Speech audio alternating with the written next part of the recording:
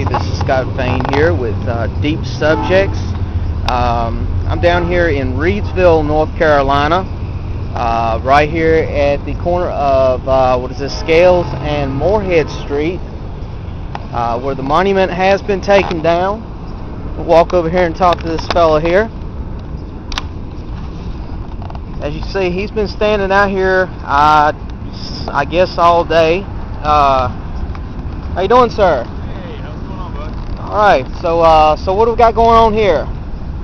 Well, I'm standing in place of the Reidsville Confederate monument. It's been here since about 101 years ago, up until last May when it was put by a driver, and the soldier on top was shattered into pieces. And after about September of the same year, the city council decided to take the monument down and give it to the United Dollars of the Confederacy. Since July of last year, I've been coming out here to represent the soldier along with a bunch of friends of mine and try to get the people's support to come up here and get this monument going back up. We've been dealing with the city council a lot. We've had to take this all the way to the North Carolina Department of Transportation, the North Carolina Department of Cultural Resources, to try to get to show that the laws were broken when this monument was taken down. So how was the state's reaction to how has the state reacted to the city taking it down and y'all wanting to put it back up? Are they helpful to y'all, or how are they treating y'all? Well, to give a little background, the monument was put up back in 1910, and when it was put up, it was given to the city of Reidsville. But in the 1920s, this road that we're sitting on here, Scales Street in Moorhead, were purchased by the state of North Carolina, were taken over by the state of North Carolina and turned into state roads. Well, when that happened, this property became state property. And over the course between then and now, no one has ever claimed ownership of the monument. So, by state law, if no one claims a monument on state property for X amount of years, it becomes state property. Well, also in the 1940s, North Carolina passed state law saying that any existing work of art, sculptures, war memorials, or monuments have to go before the North Carolina Historical Commission before they can be taken down. Well, when the monument was hit, the city decided to take it down and give it to the United Dollars Confederacy. They didn't go through the right procedures of asking the state for permission to take the monument down first, and they also didn't ask for who really owned the monument before they gave it to the United Dollars Confederacy. Well, we went back in, I believe, back in March. We went to the North Carolina Department of Cultural Resources, and they gave us a hearing where our lawyer got the chance to sit down and talk and explain the situation to them and all the laws that were broken. And after being there about an hour, we waited for promptly around 30 days. And we finally got an answer from the state where they decided that we didn't have any legal standing to ask for a ruling on the monument. So right now, where we sit, we are unfortunately having to take the city of Reidsville, the North Carolina Department of Transportation, and the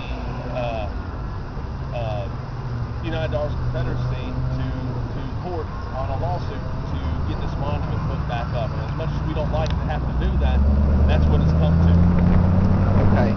So when you're saying we, so who are you referring to? The city of Reidsville.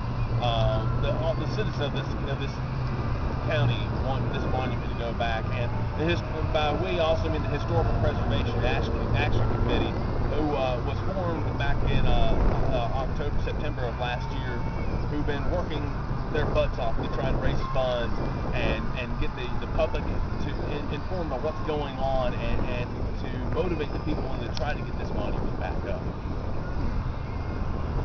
Okay. So they're holding like public meetings. They've been holding public meetings to let the people know what's going on. We've also got a Facebook page, Save the Reidsville Confederate Monument. You can get there by going to www.reidsvilleconfederate.com. We're doing everything that we can to try to raise public awareness on this, to get people to come to stand up and tell them that the wrongs have been done, the monument was hit, it should never been taken down. It's just like when you're taught as a kid, you break something, you fix it. And Right. that's what should have been done here. There shouldn't have been no question about it. It should have just been replaced. Okay. So you stand here about what, on a monthly basis, weekly basis, just whenever? I try to come as often as I can. Back when I first started, I was coming here almost twice a week.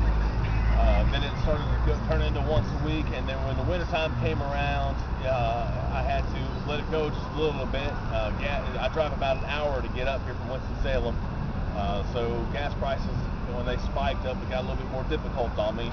But I still try to come up here every chance I get. It's been coming up. I've been up here almost 4 times this month. Okay, 4 times. That's good. So how are the? I can see how some of the people seem to be responding. So generally, as a response, are you getting a good response, or generally, how are people treating you? Well, the people want the monument back. There's no doubt about that. 90% of the people who drive by give me a good wave. The responses I get, 90% of it's good responses. I'll occasionally, once in a while, I'll get the finger and I'll get the hey, F you and all that, but the best part is having the chance to have someone actually come up to me who has a difference in opinion and sit here and talk to me for a good 15-20 minutes and be able to give them a good little history lesson. And most of the time we have a handshake and they say, I didn't know that, man, appreciate you bringing that to my attention. It was good to meet you, and I like what you're doing. And like I said, I'm just doing this right here to get the people aware about what's going on and to try to raise public awareness for this monument. Mm-hmm. Yeah, I mean, because this would actually be not. I mean, if I'm not mistaken, this is also not just a monument for the South. This is just a monument also just for all the soldiers. Is that right? This is a monument for Confederate soldiers, yes, but it has the same right to be here as any soldier's monument. It represents the same thing as any soldier's monument, and that's the sacrifice that these soldiers made who fought and died and bled for their country. I mean, this monument has no political, no racial, or government ties to it. All it is a monument simply to memorialize those who gave their lives in this war. And people need to understand that the soldiers fighting back in the day are fighting for the same reasons all soldiers today fight for, and that's to protect our homes and families from those who wish to cause us harm. Okay. Alrighty. Well, I think that's about all the questions I got for you. I really appreciate you coming out here, sir, and